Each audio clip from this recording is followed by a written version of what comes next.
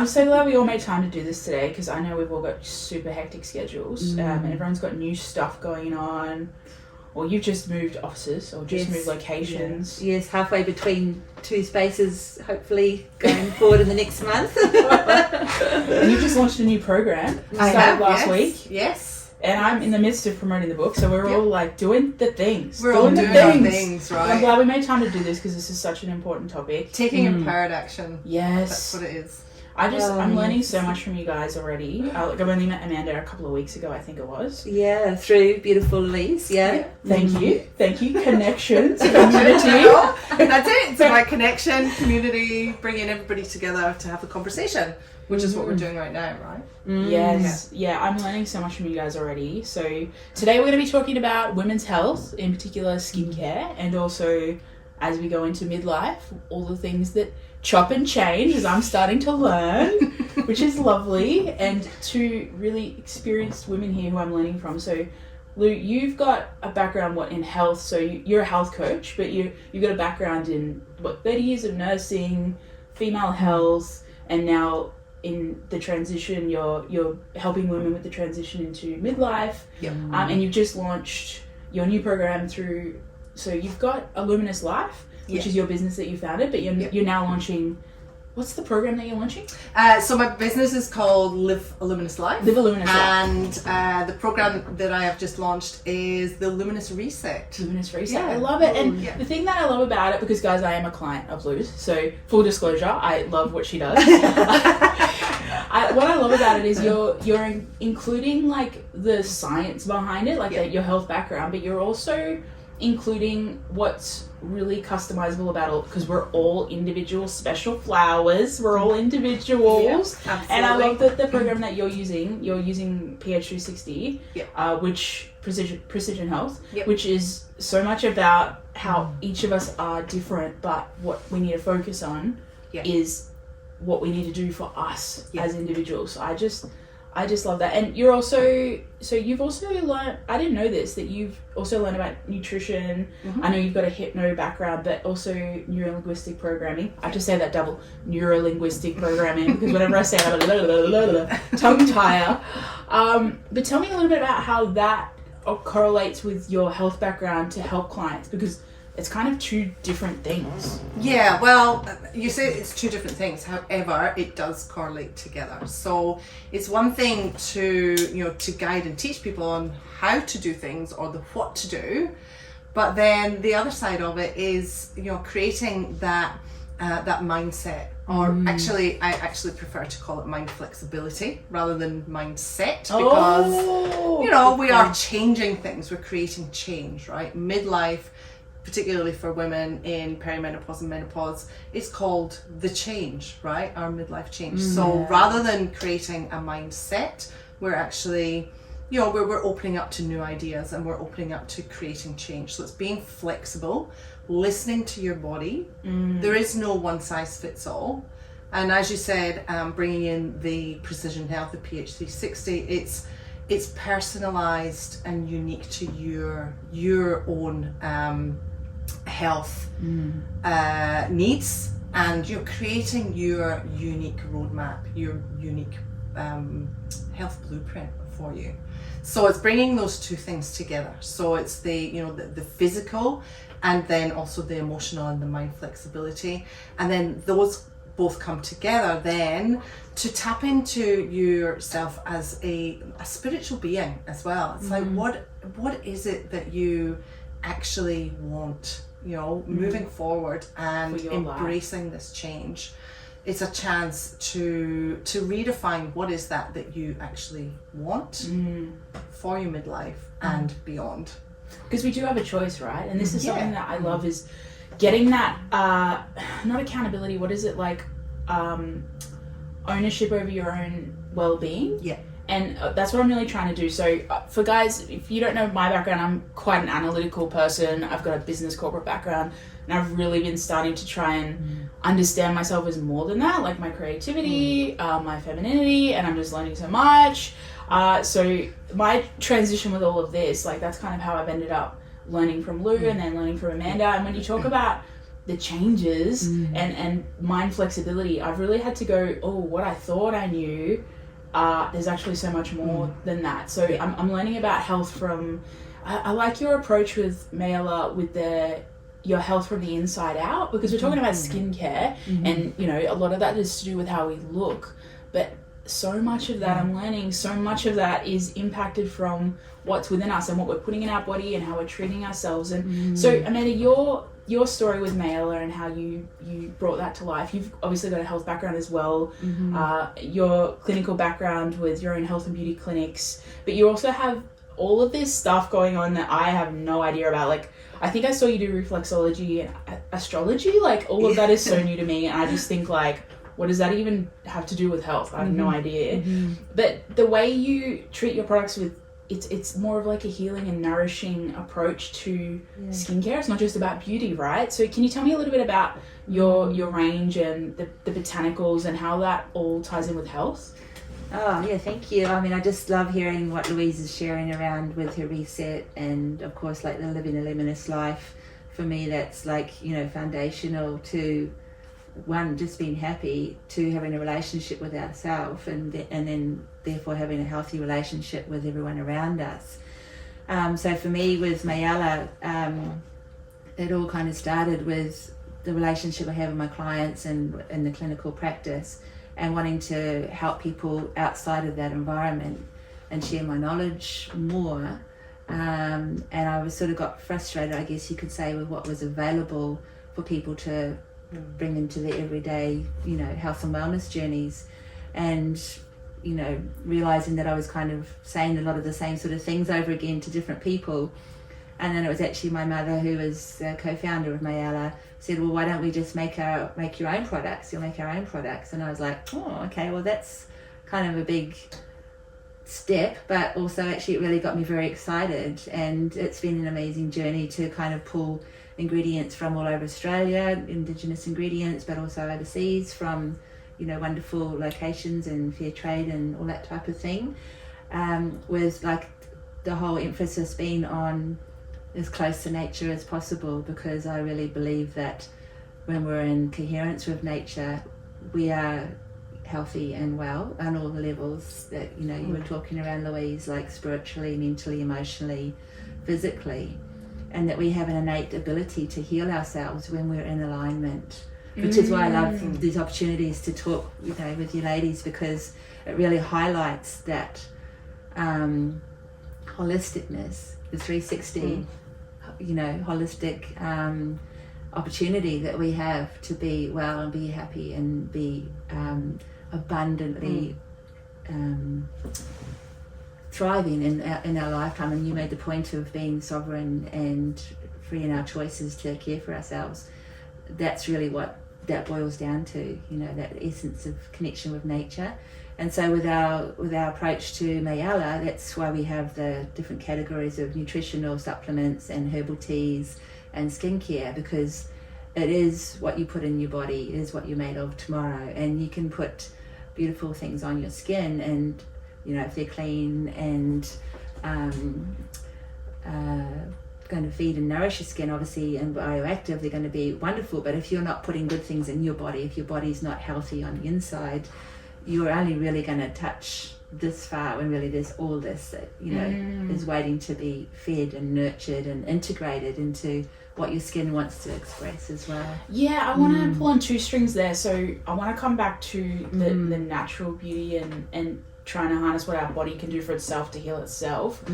But I also first just want to ask you about what you're saying around your internal health impacting your skin and how you look. Like, do you think that lifestyle and what we put in our body is overlooked when it comes to skincare?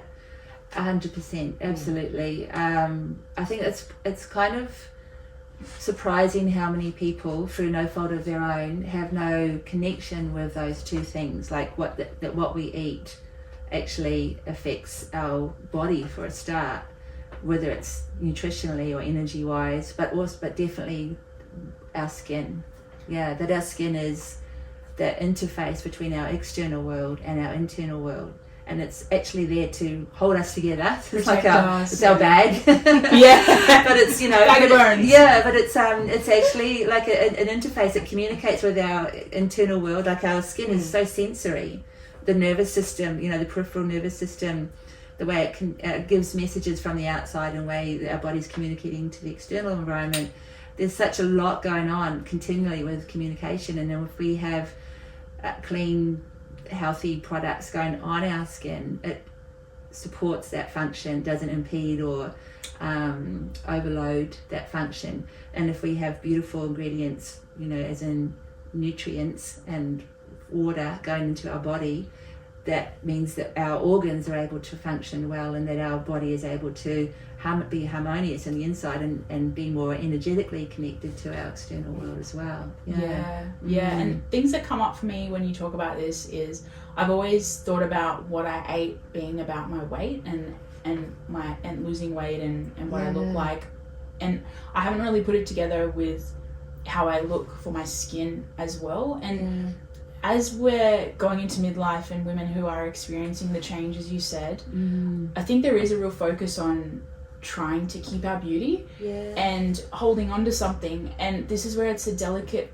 relationship between letting our body be what it is and letting nature flow, and then also feeling in control of how we look and how we show up in the world. And Lou, I want to throw to you here, because you are coaching women who are going through midlife, and you're also focusing on weight loss and health. And how do you see those two things interacting? Because I know for myself, when I'm aging, I'm really worried about the changes that are happening to me, and how do you find your clients are handling that change and their mindset around that change? Yeah, well, that's the thing. Things are changing, right? And we, you know, like, we are privileged enough to age. For those of us who do actually That's age, such a good point, like, you know, first world problems. For those of us who do age, and that does come with changes. And I think certainly in our society, in our modern society, there is a big push to maintain a youthful appearance, and this is portrayed as being healthy. So there's a little bit of a misconception about, if you are maintaining a youthful appearance, then you must be healthy, right? Now, I believe that is a big misconception. Whereas I think if you flip it around to the other side, is if you're taking care of yourself and you're being well and you're taking care of your body naturally, and you know you're eating whole foods, real foods, you're exercising, you're moving your body, you're keeping hydrated, you're nourishing your skin with good quality natural products, then you're maintaining your body weight and maintaining your like a healthy looking skin is actually a byproduct of all of that. Of the lifestyle. Of your lifestyle. So it's all about lifestyle integration. It's like, let's get back to taking care of ourselves, to actually, and that is self-care. Yeah. So for me, going to the markets, the organic markets, and filling my fridge with real organic food, and then preparing that food to nourish my body and take care of my insides, that's self-care. And then in the evening, using beautiful skincare products that are full of natural ingredients like botanicals and things that are going to actually nourish my skin, because it's all, whatever you put on your skin is absorbed into your body.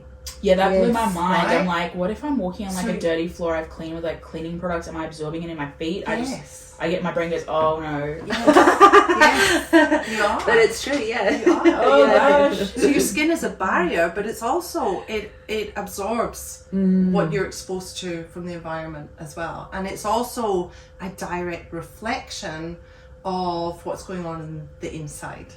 So it's the communication in that way as well. So it reflects on what's actually happening inside your gut will then come out in your skin too. Yes. Yes. And also what's happening inside emotionally to for you as Oh, well. I've got two things I want to pull on here too. Yeah, now I'm yeah. just like, oh my god.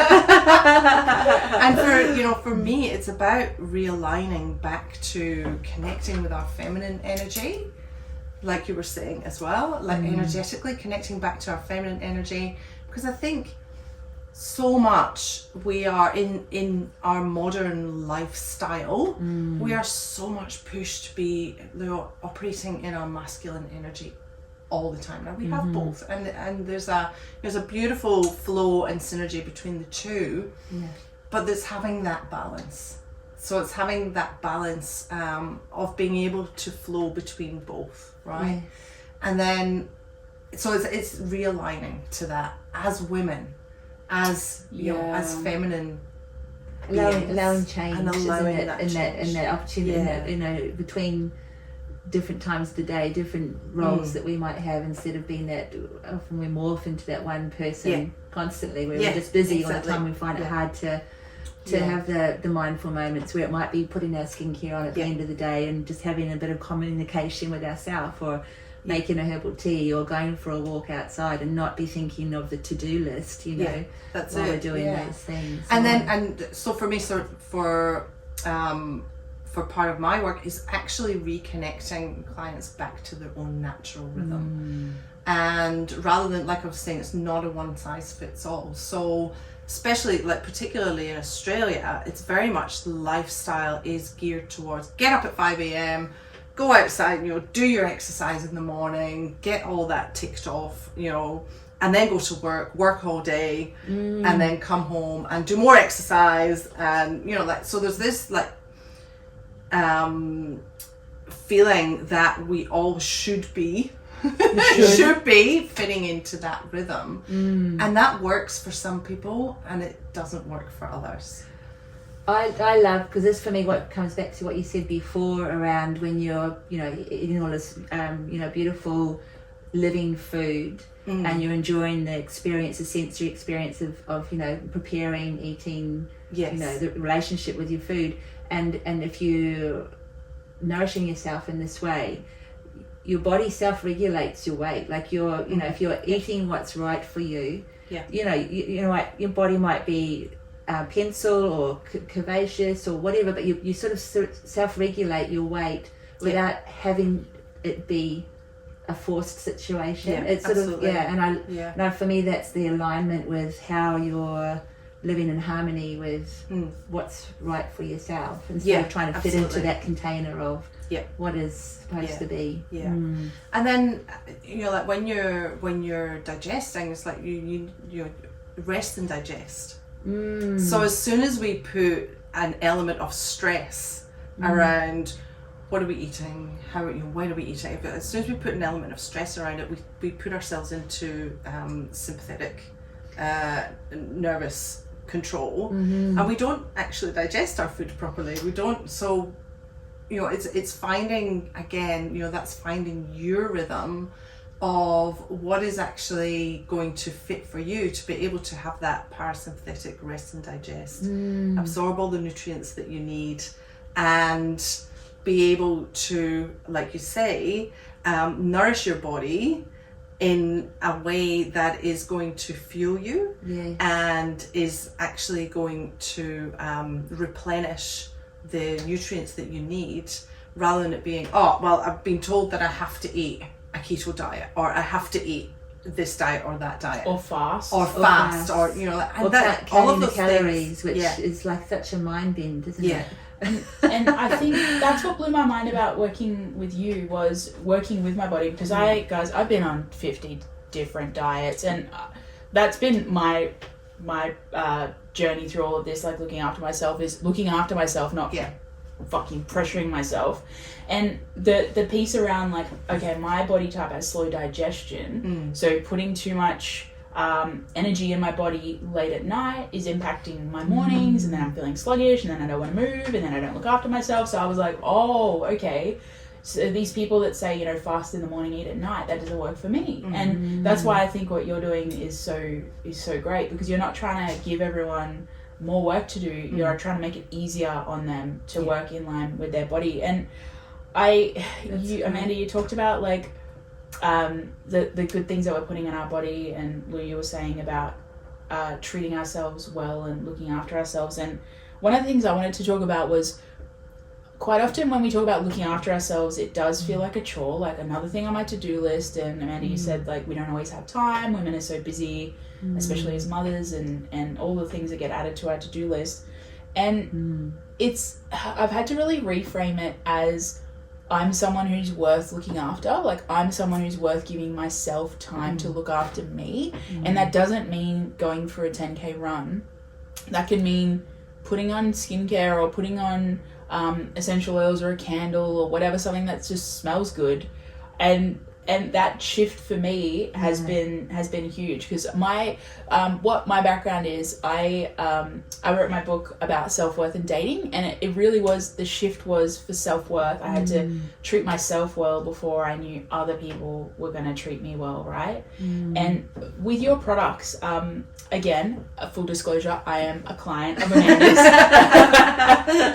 We've been having fun. Sarah's been asking the best questions. It's been amazing. I'm learning so much. Yeah. Oh, so one of the things I love about your skincare is it smells really fucking good. So like when I go to put it on, I actually think like, oh, I'm doing something nice for me, but I actually enjoy it. And that's been the shift for me. Isn't like, oh, I have to do the thing, I have to like get up at this time, or I have to make sure I take my vitamin. It's like a nice feeling to do something nice for myself, and like taking time out to do something nice for myself. And that really is like me trying to get back in touch with my feminine and looking after me. And this is where I wanted to ask you a bit more, because when we say nourishing our body, and we want to put, you know, good things in our body and on our body, but then I also hear about the things we shouldn't put in our body because they're synthetic or they're chemicals. And I really struggle to understand the difference, because I think you mentioned before like the active ingredients. And I'm like, okay, when is it an active ingredient and when is it a chemical? Because obviously things like Botox, like that people are doing to I guess have preventative skin, like preventing skin issues, I guess. Or aging. Yeah, preventing ourselves from aging. But then there's other things that you put on your skin. Like I've heard about the drop in, what is it that drops in our skin when we're aging? Collagen? Collagen, yeah, the drop in collagen. And then you can get collagen supplements. And then I hear like there's sometimes different words for things like retinol. I'm like, oh, that sounds like a chemical, but then is it not? Like, can you talk a little bit about when is it nourishing and when is it just like pushing down the aging with chemicals? Yeah. Well, I think, one of our catch cries is nourish to flourish, and we kind of apply that in all areas of the skin and the body and mindset. But that's a really good point, because, oh my gosh, you know, there's so many chemicals in our environment just on a daily basis that we're not even aware of, that we don't even really consider that are having an impact on ourselves. And I think when we spoke one time before, we touched on this, where before we even walk out of the house, we can come in contact with up to 200 chemicals. Oh, what? So, yeah, which could have an impact on our health. And that, like in the air, or? Well, cleaning products, personal care products, you know, in our carpets, and, you know, fabrics and all these sort of flame things. retardants, all those things. Yeah, so it's quite if you think about it, it's quite mind-boggling. Plastics. Yeah. What you're cooking with. Yeah, Glad wrap, you know, good. It's so helpful, but it's so not good. Endocrine disruptors. Yeah, exactly. Yeah. Powerfully, you know, very powerfully working against us. Yeah. You know, in as much as they're useful, things that we take for granted in our first world privileges, that really just are having these subliminal accumulative effects against our health and well-being. Because as women, you know, for example, our breast tissue, they work for us to hold toxins. If our lymph systems aren't working effectively, our lymph systems will become like a bit of a muddy river, and our breast tissue is like a draining point, or a holding point, if you like, or our thighs and our buttocks, another area where we, you know, put away all these things that our body's going, oh, I can't do anything with that, you know, I've got Have to store it somewhere. and then it becomes like a little ticking time bomb, if you want to put it that way.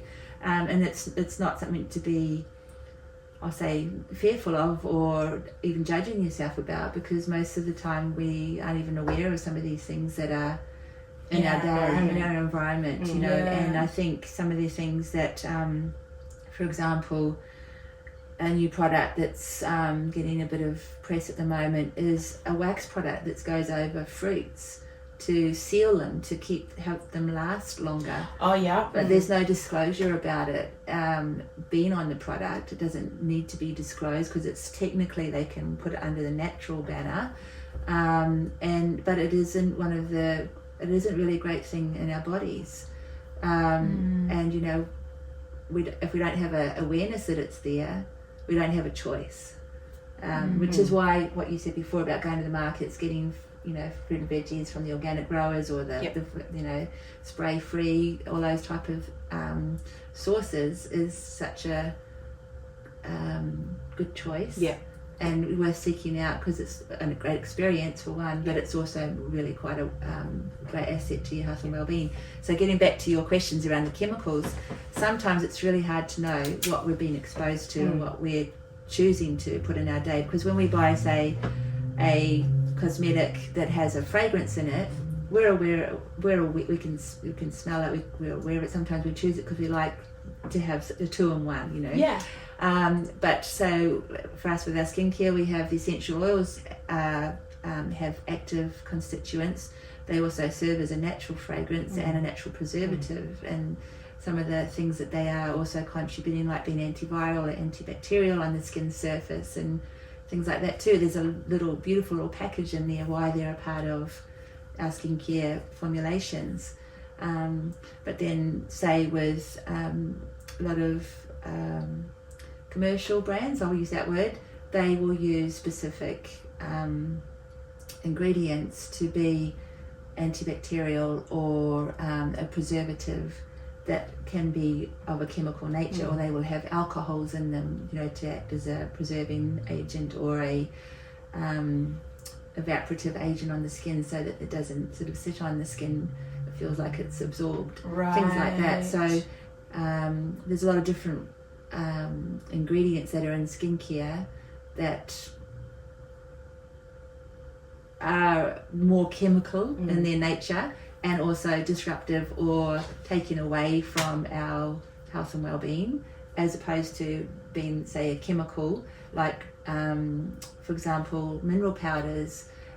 We have a loose mineral powder and it's made from minerals like clays basically. So it's technically, you can call it a chemical, it's or inorganic matter, but it's not disruptive to your skin. There's no negative contribution or effects to your body. If anything, it's actually anti-inflammatory and a natural SPF. So so you're kind of like leveraging the properties of natural ingredients instead of having to add synthetic versions that will do the same thing, but I guess they're more like adding stuff rather than like just using what's in there. Yes, and often that creates the bulk of a formulation as well. So whatever you're putting on your skin is all of those things they've added, like the antibacterials and the like anti-caking agent or whatever, sulfates, rather than the actual sort of nourishing part which you want. Yeah, which is smaller percentages. And to be honest, like if it's really a bioactive ingredient, which means it has a lot to offer your skin and how it's supporting your skin's function and protection, you don't need very much of it because you are using it on a daily basis. You don't really need a lot of the bioactive ingredients, but then the base ingredients, we have a lot of oil serums and things like that, or aloe gels in our skincare range, because they create a beautiful body to carry all these bioactive ingredients, and they're contributing to the health of your skin as well in the same way, without being, I guess,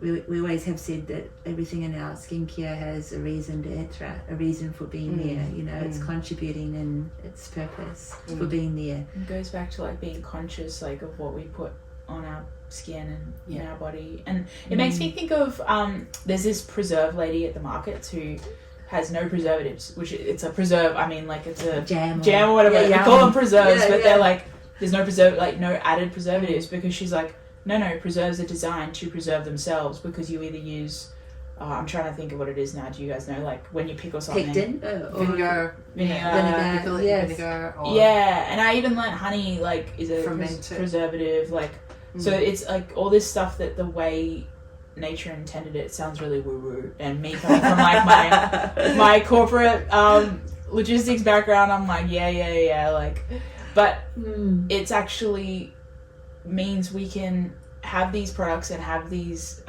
foods and that nourish us without the downside of all the stuff that gets put in them just to make them marketable. Like I used to work in logistics, right? And it was about how do we get the most food on show with the least wastage, and it was packaging and additives. That's how we did it, right? And you don't necessarily think about like, oh, that then turns into someone having to consume that because it's allowed. And that's what's blowing my mind as well. I think a lot of people have been mind blown since COVID of the things that they didn't know were cool, were above board, like legally.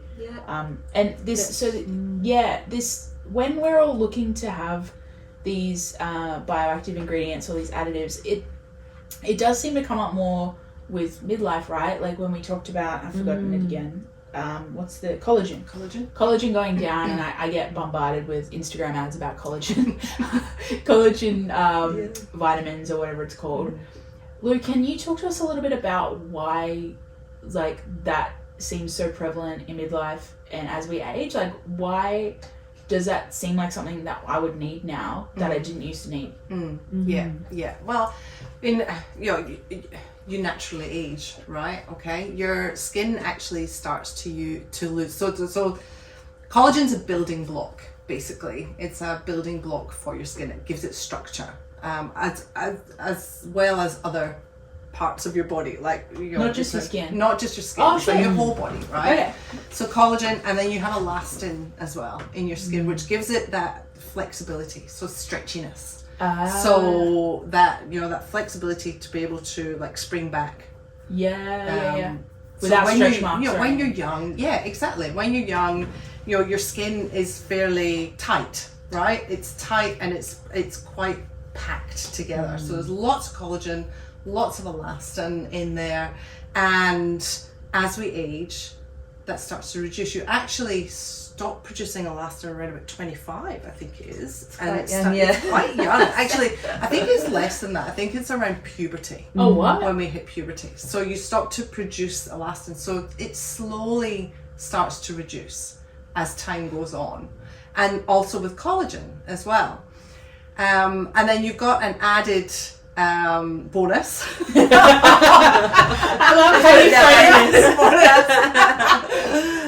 For women particularly. Now, of course, men age as well, right? So it's not just all about estrogen. However, the added bonus is one of the many functions of estrogen it's what gives us our curves, our feminine curves, but it also gives us our plumpness as well, and like our plump lips, and it helps to give us that youthful appearance. Okay. So when that also starts to reduce, then that also contributes to aging as well.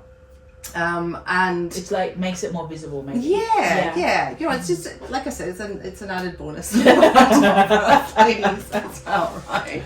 And there are lots of other elements that go into making our skin structure the way that it is. We also have some fat loss as well in our skin, so that can help to make it a bit more saggy. So you've got that loss of structure, loss of elasticity. And then the sagginess is also fat loss as well. And then you've got hyaluronic acid as well. So naturally hyaluronic acid, which is actually, if you may be familiar with hyaluronic acid, because that's what's used, a synthetic form of that in dermal fillers. Oh, see, this is where I'm like, when is it good to add it back because I've lost it, and when is it good to avoid it because it's just not natural? So if you think about, you know, like, how can we replace all of those things naturally, or how can we help our body to make all of those things naturally? And the first thing is to drink water. Right? You're telling me. Hydrate. Drink water. We talked about this yesterday. It's so, like, the stuff that makes the biggest difference is sometimes the simplest things, and it almost pisses me off because I'm like, right? But drink 8 cups of water a day, get 7 hours of sleep, don't drink alcohol or too much alcohol. I mean, you I'm know like, yourself. is it that simple? Like, If you're dehydrated, or you've had a night out and you've been drinking alcohol, you wake up the next morning, your skin feels so dry, right? And it looks dry, and it just looks more crinkly. And then, you know, like, if you pinch the back of your hand as well, that will tell you whether you are hydrated, or if your skin takes a while to drop down, then you're dehydrated basically, and if your skin basically sort of drops down pretty you're quickly. doing okay. We're doing all right. We're doing all right, actually. We're doing all right. Do I want to do this when I'm not on camera? So that then, you know, that comes out all over your skin. Yeah. Right? So again, your skin is a reflection of what's happening inside. Yes. So drinking water, good quality, clean water that is, you know, has electrolytes, has minerals in it, so that it actually gets into your skin cells and helps to plump everything up again. And then, you know, collagen is mostly from animal products, don't you? Like from bone broths. Where else would we get? Like chicken, lean meat and fish as well, wouldn't it?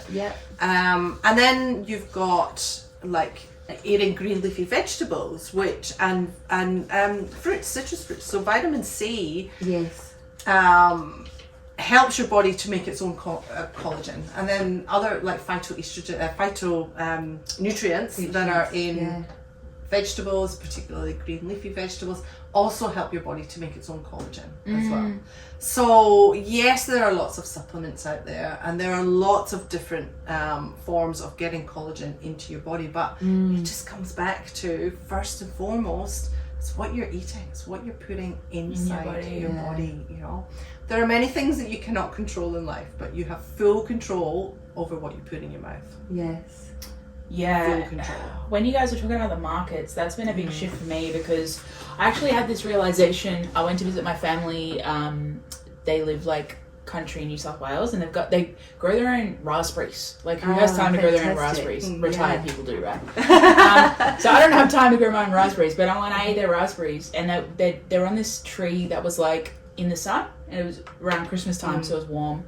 And I picked one, and it melted in my mouth, and it felt like candy. And I was like, what? Is this what a raspberry is meant to taste like? And that was when I first like realized that the food that I'm getting when it's mass produced, and I come from a background in logistics of food, you know, fast moving consumer goods in Australia, so I get the business behind it. But when I realized that isn't necessarily nourishing me like going to the markets would, because the food that we're putting in our body, it doesn't just matter that you're having salad over having Macca's, it matters that you're having good quality stuff. And my cousin said it to me, he's like, you will actually feel more satisfied when you've eaten something nourishing than when you've had something that isn't as nutrient dense. And that was a big shift for me, because when I've always struggled with managing my weight, I've always thought about needing to eat more, and how eating a salad doesn't make me feel full, and is it a trade-off between feeling good, feeling full, and eating well.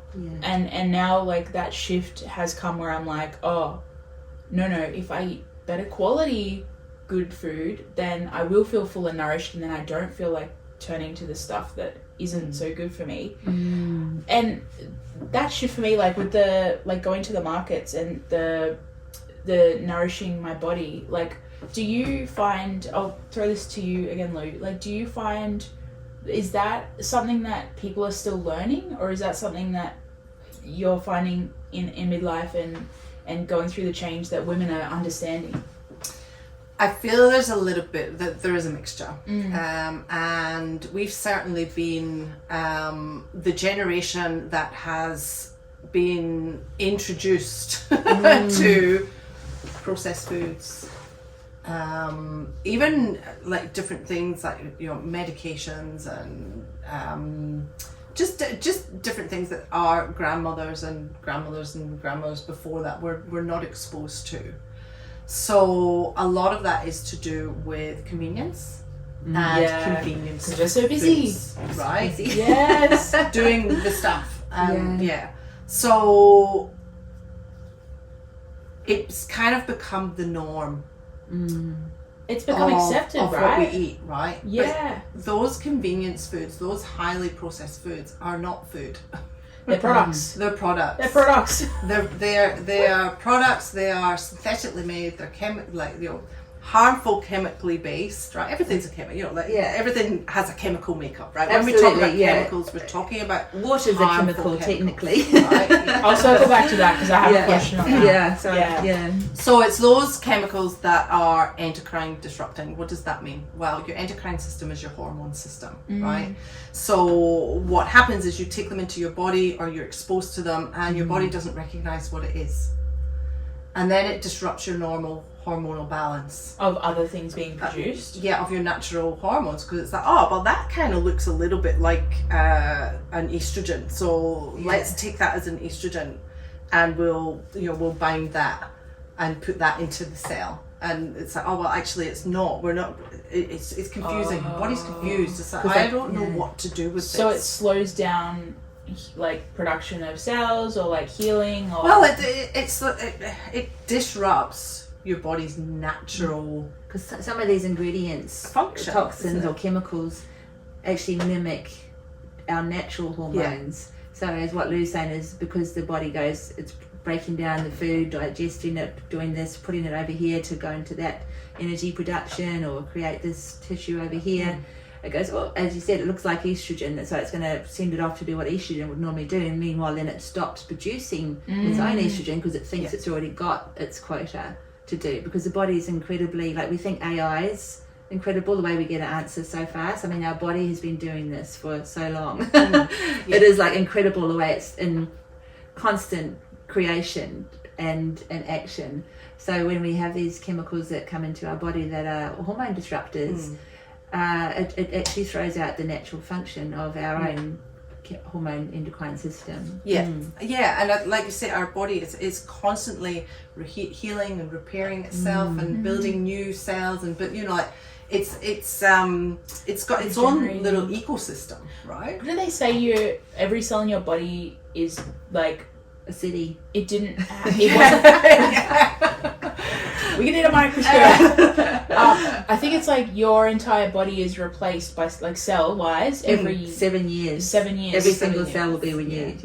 Like some sooner than that, obviously a lot sooner than that, but every single one will be replaced. So my, like, this follicle on my hair, this skin on my foot, like, didn't exist 7 years ago. It all has been replaced, which just blows my mind. And your skin cell turnover is like 28 days, right? So it's a lot faster. Oh, what? And your hair turnover. So, you know, if you go and get like laser hair removal or waxing or something, it's back. It's back. It's a period of like 6 to 12 weeks, right? Yeah. Because that's the length of the turnover time. Process. It's like, okay. So that is kind of like when people say start using this or change your diet in this way, and you'll see the changes in 28 days or something. That's because it takes 28 days for the cells that were there from your Macca's run to be replaced with the cells that are there from your new nutritious diet.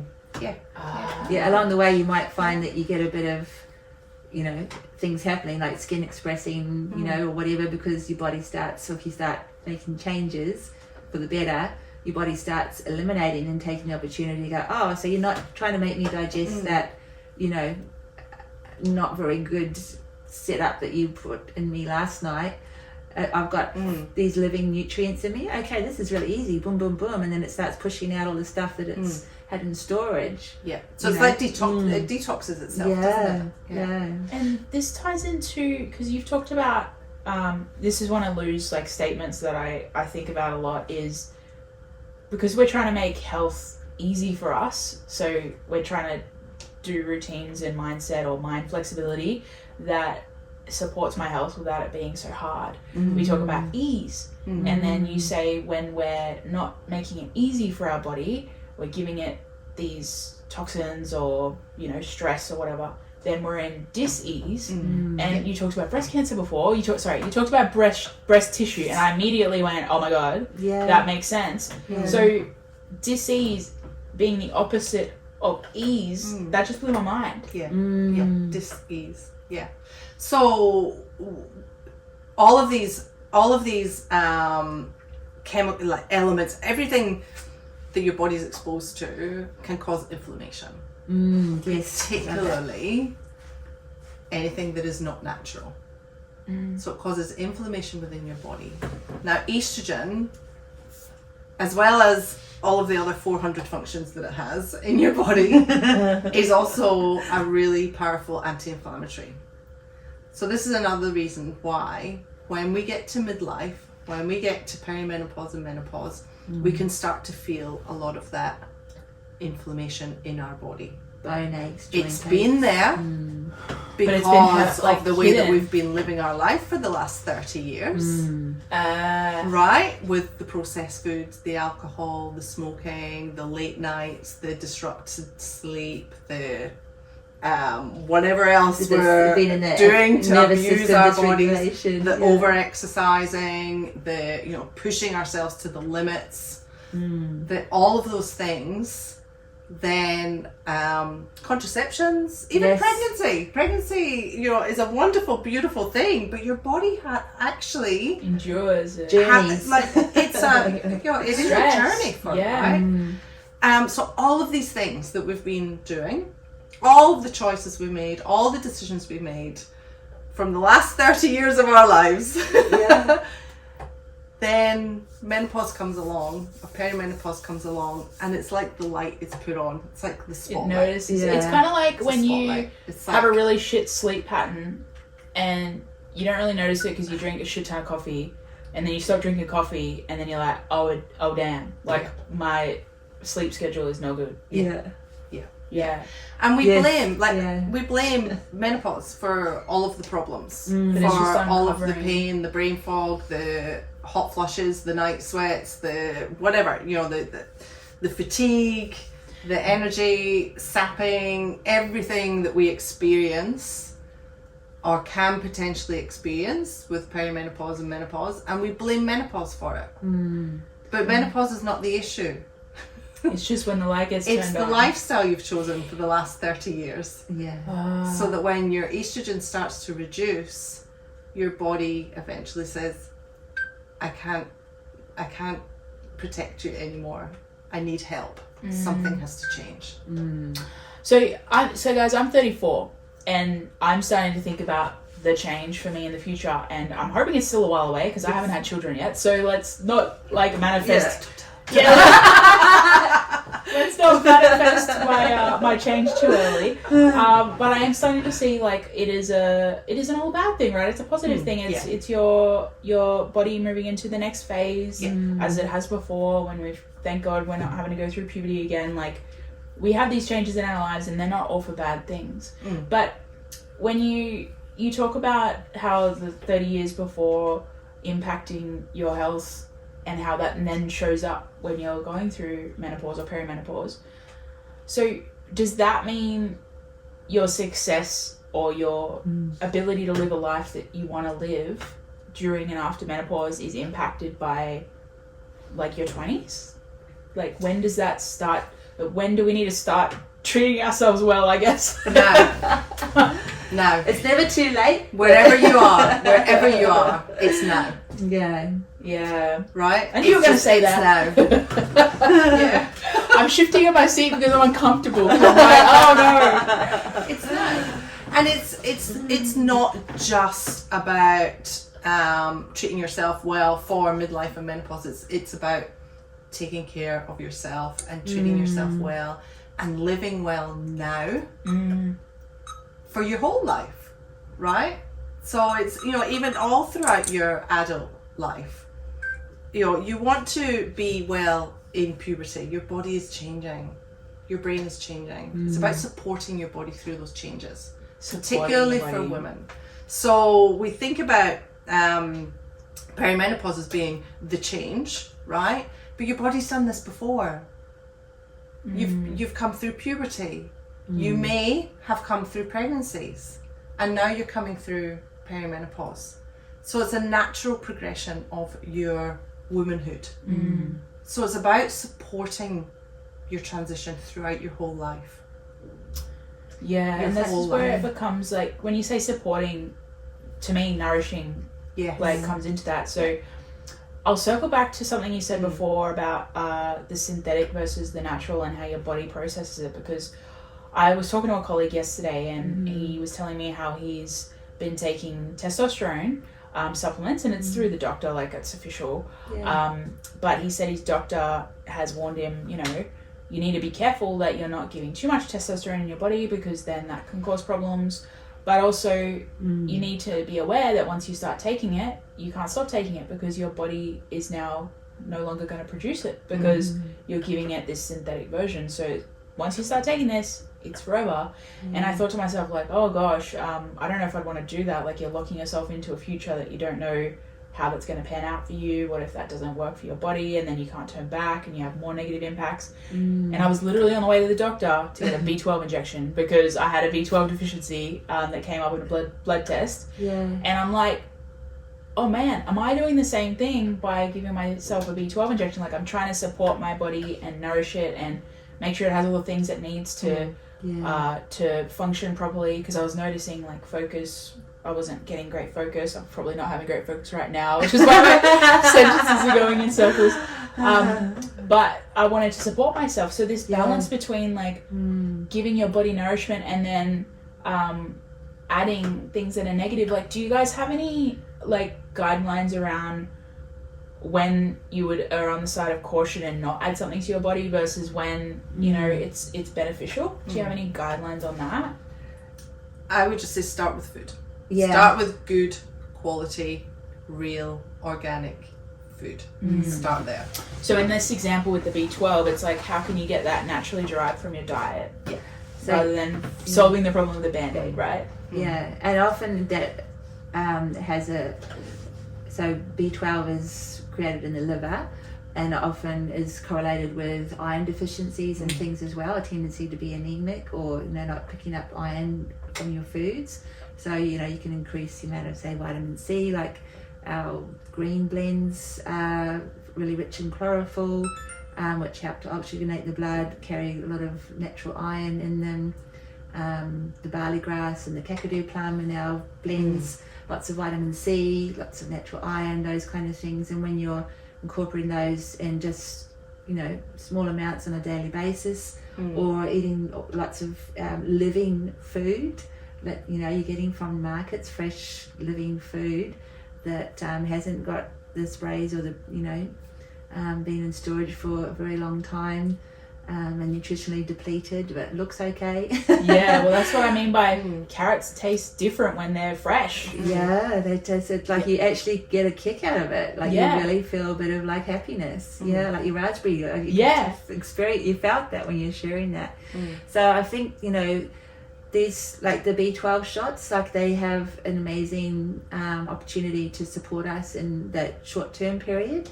And to get us to that point where we are able to start building, you know, more nutrients back into our day through natural means, through our diet and through whole food supplementation and things like that. But, you know, if you're looking at, say, like a synthetic version over a lifetime, that for me is like, well, you're still missing the point of why your body is needing that in the first place. And that, for me, there's, again, say, herbs that can support, because again, this is where nature, I find, is so beautiful, offers so many resources. And I'm not giving medical advice here, but I'm just saying that there are ways that we can support ourselves before we're up against the wall, if you want to put it that way, to help our body to realign and correct course. And sometimes if we don't have a choice, and that's why medications are there and things like that. But if we're at a point where we do have a choice, there's a lot of choices out there to work with professionals that can do offer guidance in this place, and which is why I say living a luminous life offers such wonderful recognition for who you are as a person and formulating that relationship with yourself, so you can identify where what's right for you, what's the certain things that might be right for you. And it might be simple as getting more fresh produce, whole foods into your diet, or like I love being able to say, like, our greens are anti-inflammatory, so they can help the gut to eliminate and reduce inflammatory levels in the body, which create other symptoms and dis-ease. I wanted to talk about that because you said inflammation before, and I was just like, oh, what's swelling? Like, because I don't have a medical background like you guys. So inflammation, what is even wrong with inflammation? Like, to me, that's just like you get swelling because you got an infection or something. Like, what do you mean? So that's So inflammation itself, you've got two types of inflammation. You've got acute inflammation and chronic inflammation. Okay. So your acute inflammation is when you cut yourself or you hurt yourself and your body goes into action to heal. Which is a good thing, right? To heal. Yeah, because it's naturally trying to respond. And it goes to the side, it heals whatever you've broken or cut or damaged, and then the job is done. And the inflammation goes away. Right? Right? So it's part of your natural healing process. Okay. What happens with chronic inflammation, that's when it becomes a problem, because your body is in that state all of the time. It's inflamed, it's thinking, there's something wrong here, there's something to heal, but I can't heal it because I don't recognize what it is. I don't know what it is that's wrong within me. I don't know how to heal it. It's like it's sensing a foreign invasion constantly, and your body's immune system goes into trying to find out what it needs to protect the body from. It's kind of like being consciously in an anxious state because of a relationship, right? It's like 100%. There's something wrong, but I don't know why, and you're just feeling anxious, and that like constant ongoing. We've talked about this before, like when I went away on holidays and two of my family members got sick on the holiday and the rest of us didn't, and they're like, oh, you guys got lucky. And I'm thinking, this is to do with if your body's constantly under stress. These guys are in high stress jobs, they've got busy family lives. As soon as they had a moment to rest, their body like went, ugh. But because they were constantly in, so you're saying that's like inflammation, like constantly in this state of unease, like unease. And if that is then prolonged over a long period of time, that eventually turns into dis-ease. So that's when you start to get things like joint pain or skin breakouts or redness, easy flushing, things like that. There's a lot of ways that the body will express inflammation, sometimes even constipation or diarrhea, like all those kind of things, or not being able to sleep shows low-grade inflammation, or sleep problems, feel like wired and tired, like you're just in that constant state of flux, really, aren't you? Your body can't actually function. And a lot of the ways that inflammation, it's kind of like one of those things that can be quite hidden and you have no real sense of, because you feel like this is just yourself, like how you are.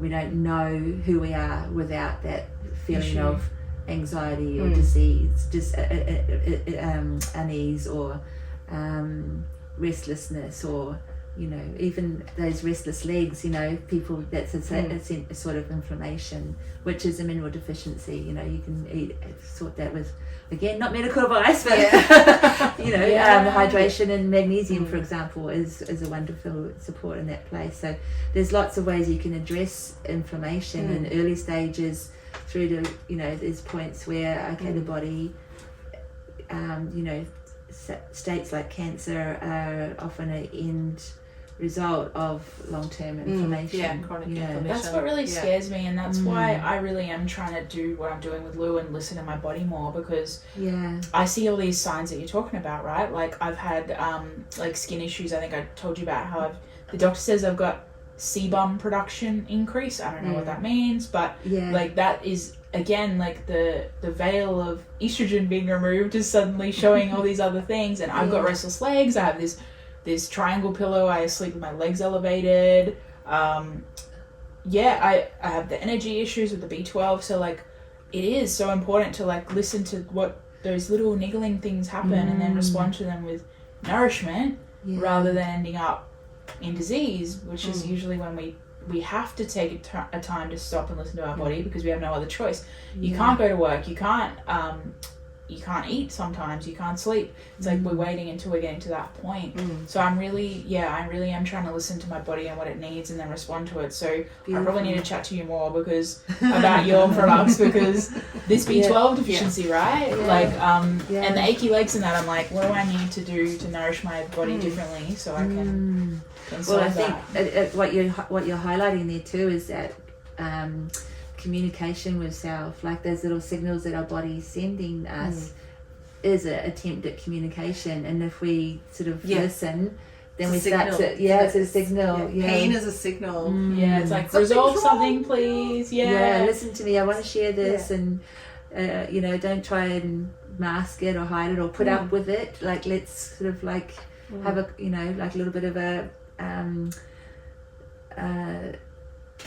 dialogue around what I might do. What have I been doing to myself the last few days? I've actually had 4 coffees a day. And, listen to what you're doing. I've had this deadline, or you know, I I had a crap load of sugar or something, you know, or there's all these things that, or more, you know, there's so much to have fun with, I think, in this space, instead of like what you were sharing before around these little simple end of day rituals and things. There's so much more room to have fun with ourselves and enjoy ourselves. Like, our bodies are these beautiful amazing things that are just doing so much crazy stuff, and our bodies are supporting us to live. Like you said, our skin is a bag. It sounds a bit a nice leather, you know, or you know, whatever, or it can be a plastic sort of like overstretched kind of thing that is like really looking sad. We need to really enjoy our bodies and then treat our bodies well, so we can enjoy our bodies and enjoy our lives even when it is changing. And I wanted to ask you one more question about the change, because I had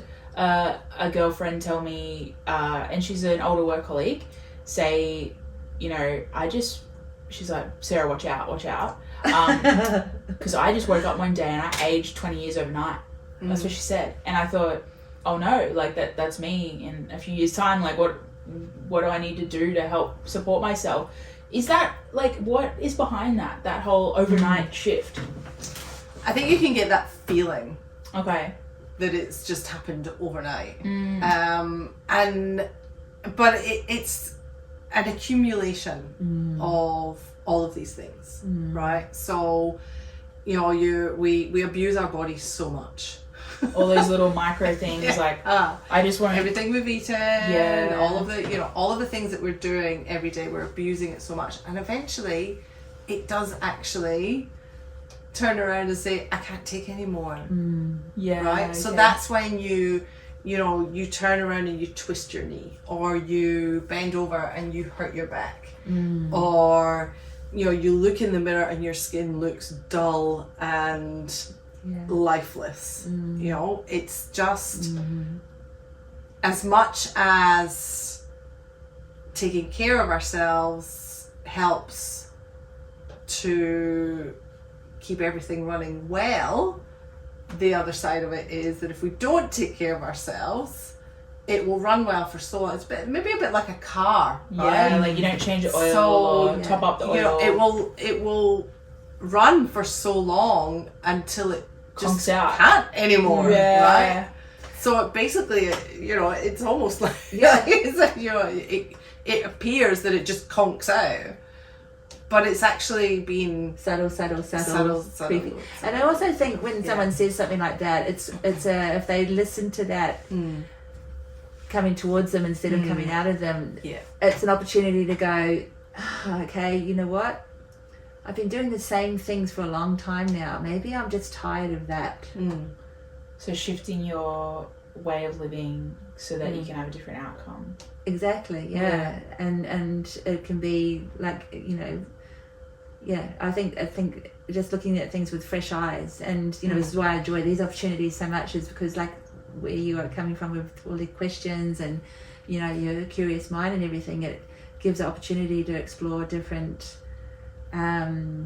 things. Yes, and things that, like, say that because we're sort of living in it, we forget what people really want to know, and can be talking more around certain points. But there's so much fun to have in this space of just exploring what's going on for different people, and that lady sharing, I just aged overnight. It's like maybe it really just was her being saying, sweetie, we can't keep doing this, as you said. I'm tired of this. Let's reset. Let's start things with a new approach. Yeah, because your body is talking to you constantly. And well, if you're not getting listening, sick when you're on holidays, it needs to get louder. Yeah. Well, that's the whole disease, right? Yeah. It's like forcing you to stop. This, I think, is a perfect segue into something that I really wanted to take out of today's chat, which is we keep talking about how busy we are, and especially as women and in midlife, when you've got the family and the job and all the balls in the air. How do we fit self-care into a busy routine without it feeling like a chore? And that's pretty much like the biggest outcome of this chat that I'm trying to understand. And I probably need to grab this from both of you, because I think you've got different approaches in how you would lead your clients to that outcome. So I'll start with you, Amanda, because I think, like, we've already spoken so much about your products, and even like how I'm starting to use them to support myself, because I'm starting to see these changes. So could you tell me a bit about that, like the busy routine? How does someone fit it in?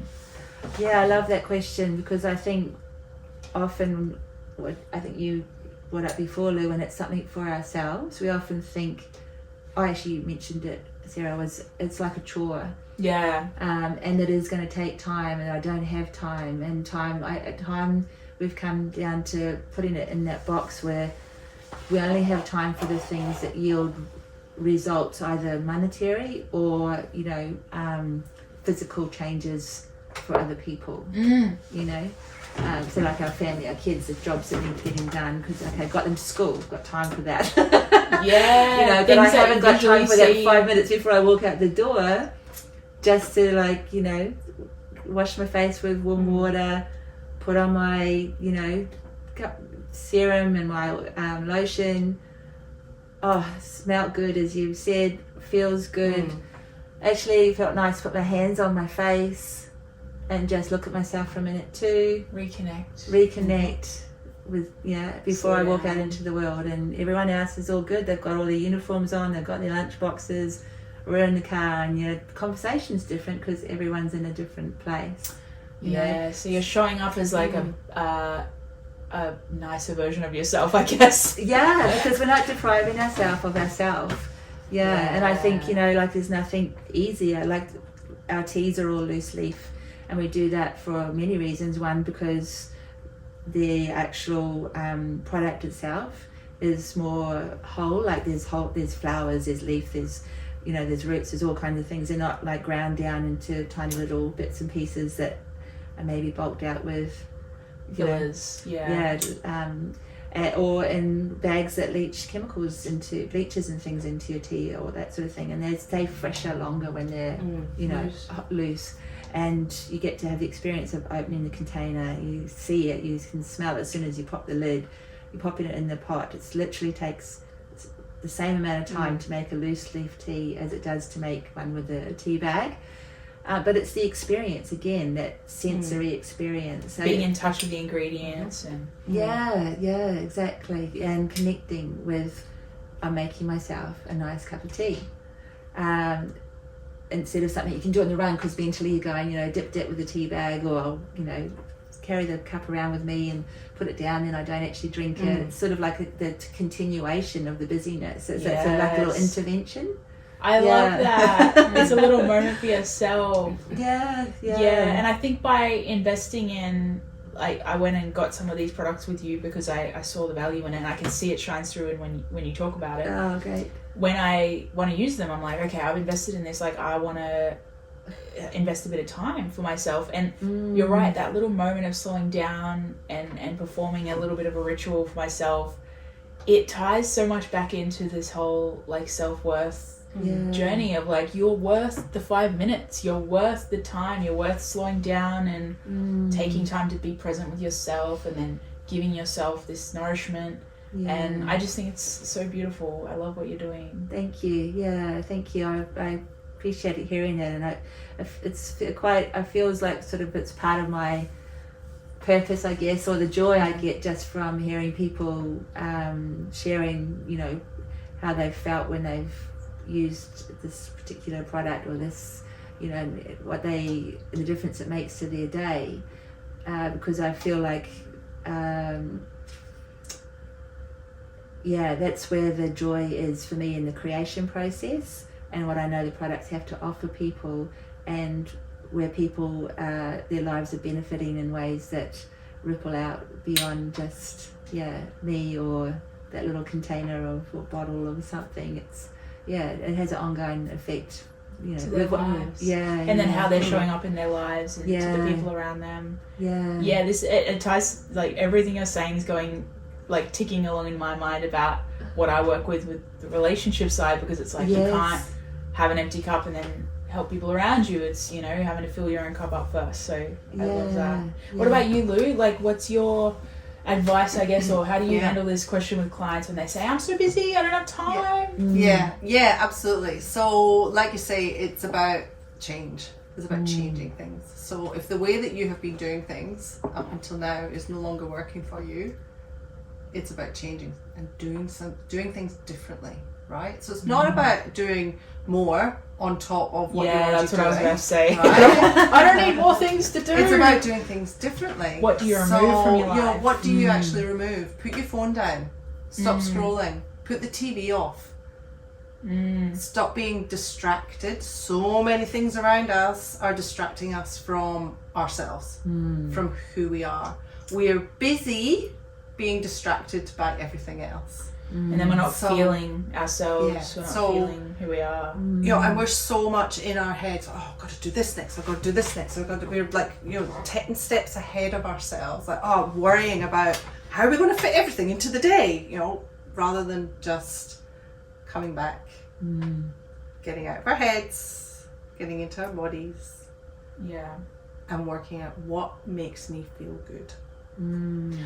What makes me feel good? It makes me feel good to take care of my skin, to feel the nourishment in my skin. It makes me feel good then when I put on my makeup to get ready to go out the door, that my skin is healthy underneath. What makes me feel good? It makes me feel good just to come back and be present with myself, rather than scrolling on Instagram or whatever, comparing myself to whatever fake things are on there. It's just coming back to who am I, what do I want, and who am I becoming? What do I actually want? What makes me feel good? What do I enjoy? What lights me up?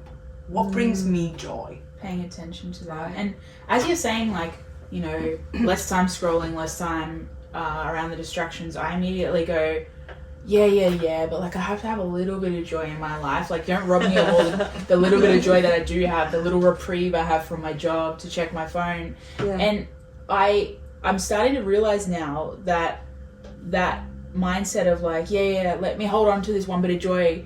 It's like, I only feel that way because I've been robbing myself of all the joy in the other ways. And when you say like doing things differently, and I don't want another bloody thing I have to do in a day. I don't want another, you know, that's the challenge of getting a health coach. You think, I'm going to get told all these extra things I need to do. And I love this approach that you have, which is let's give you beautiful, nourishing things for you that help you feel good. Yeah. So you don't feel the need to do the non-nourishing things that you're trying to feel good with. Yeah. And as soon as you shift They're actually that, counterproductive. yes. Yeah. And it's like, oh, I can feel good looking after me, and I bloody deserve it. And I do think that is a barrier for a lot of women, and maybe that's just because that's my angle of where I'm coming from, that if we don't feel we're worthy of the time, if we don't feel we're worthy of slowing down and giving ourselves that nourishment, that morning routine, then we end up making up for it in other ways, and they're not healthy, and they're not good for us, and then that shows up in how we look and then how we feel about ourselves, and the cycle continues. So I just love the work you're both doing. I want to throw it back to both you just quickly. I want us to share in that space too what Lou said around change can be just as powerful instead of having the TV on and as putting on some music. Yeah. That's and one moving, change. moving your bodies. That's a good point. Like, let's not go and- from 100 to 0, 0 to 100. Like, what's the little incremental stuff? The little 1%ers that change. That's so true. And stand outside in the sun for a minute, instead before you sit on the couch or do something. Just and Little swaps. little swaps. Get up in the morning, pour yourself a beautiful cup of tea, Yes. I do love this stuff, actually. walk outside, Say hello. say hello to the day, walk outside, look at some green things around Thank you, you, Sarah. Thank you. look at the sun, let the Take time sun for us. be on your skin first thing in the morning, it'll wake you up. You will produce some beautiful serotonin. Oh yes, Your feel-good hormone, vitamin D, give you some energy for the day, and then that sets you up beautifully for the day to then have a restful night's sleep as well. And then you don't feel the need to go and find serotonin from unhealthy ways, or that came out in my dating journey, right? Like chasing serotonin from sex rather than giving it to myself, so then I'm not searching and grabbing for it, Or looking for a dopamine hit. In replacement of serotonin, right? So, and that's what you're getting from scrolling on the phone. It's the dopamine hit. That's what you're getting from eating your macas or whatever that is. It's full of sugar, fat, and salt. It's a beautiful combination for a dopamine hit, right? It's like they know. But let's be a little bit compassionate to ourselves here as well, because I'm still on this journey. Let's be compassionate to ourselves. The reason we're going for the chocolate thick shake on the drive home, or the Macca's run because we don't have time to make a substantial dinner. Like, let's be compassionate to ourselves that we're just searching for the things our body does truly need. It's just that we can give it to ourselves in much more beautiful and nourishing ways. So then we are treating ourselves well because we deserve it. So and it's a beautiful, beautiful thing, because what that you just shared, because what you also share in your book, Sarah, is and we were talking around these substituting in the way that we're creating change, is that often if we're not giving ourselves these moments of recognition or connection, or as simple as the sunlight or music instead of TV, we're looking for it outside of ourselves still, whether it's food, it's people, and the way that we're interacting with that isn't always serving us well either, because we're coming from a place of lack, which you said before about the cup is empty. Like, we're not coming from a place of feeling fulfilled or connected or abundant. So, and we can have that. We can have that. We can choose that live. We can have that. You can have that. We can. Okay, I'm going to throw to each of you just for a finishing comment. If there was one takeaway you'd love a woman in her 20s or in her 40s, anywhere in between, any outside of that, one takeaway from today that you'd love for women to hear from our chat today, what's one from you, Lou? Well, I'm going to go back to what my tagline is, basically, and say, now is the time to take empowered action to live well now. Yes, now. Not waiting until where you are. It's just now. Rocks in your shoe and you have to get it out. It's listening to your body now and knowing that those impacts are going to compound through your life. I love that. Take empowered action. And to be able to take empowered action is, informing yourself, learning about yourself. What is that action that you can take that is actually going to allow you to live well? So, like take responsibility for yourselves as well. It's like, find out what is it that is actually going to allow you to do those things. What do I need to change, and how do I change it? Yeah, and change being a positive thing, like we said. The change, excited about it. Yeah, is a positive. What about you, Amanda? Oh, look, I feel what you're sharing, and there's kind of a lot to say in the space, but I'm going to bring it back to just that connection with nature, I think. Because if we can come back to nature more in our lives, and a lot of people live in the city, there are high density areas. There's ways we can find nature in our whatever environment we're in. And for me, connection with nature is what we've been talking. Yeah, exactly. Right. Nature in a cup. Nature in a cup. It's there's so many ways we can find nature, and it is in the choices that we make with our food and connecting in ourselves, because.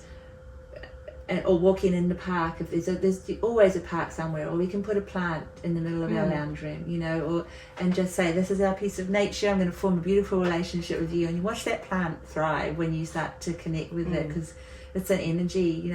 We are energetic beings, and if we're not in alignment, we're not flourishing. We're managing, but we're not flourishing. And there's so much joy to be had when we start to plug into ourselves and listen to these signs that our body is constantly in communication with us about.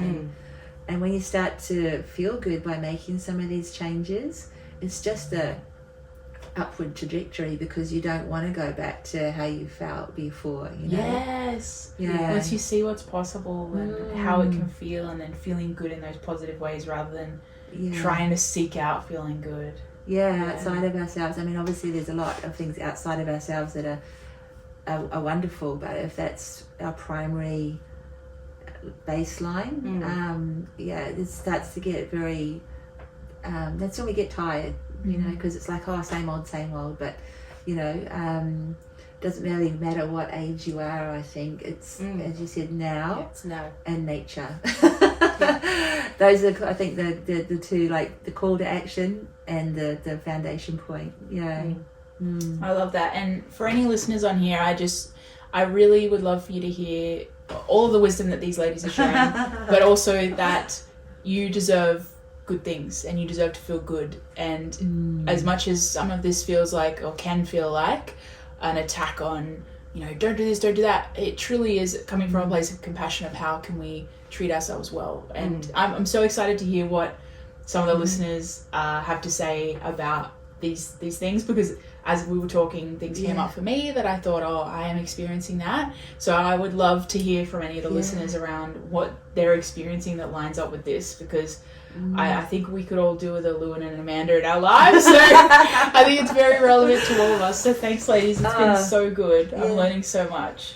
Yeah, thank you, Sarah. It's been such a joy. And if anyone wants to share comments or ask questions, it'd be really fun to explore those again, and just, again, hear what's going on for you, but also how this has landed for you, and but it's just been so much fun, and it's really wonderful to be able to share.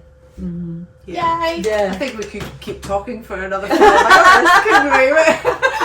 I would, but I'm like, I'm gonna go my energy. I don't actually know how long it's been. It's probably only been 40 minutes, hey? Yeah, something like that. Can you guys see how long it's been? Yeah, an hour and 23 minutes. Thank you so much, everyone. Thank you, Sarah, for being such a wonderful host. It's been great. Yay! I really enjoyed it. Thank you for keeping us on track. Yeah.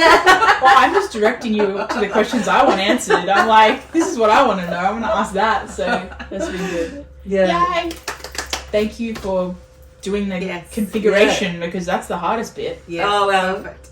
Yeah, we'll see you out there, everybody. Thank you.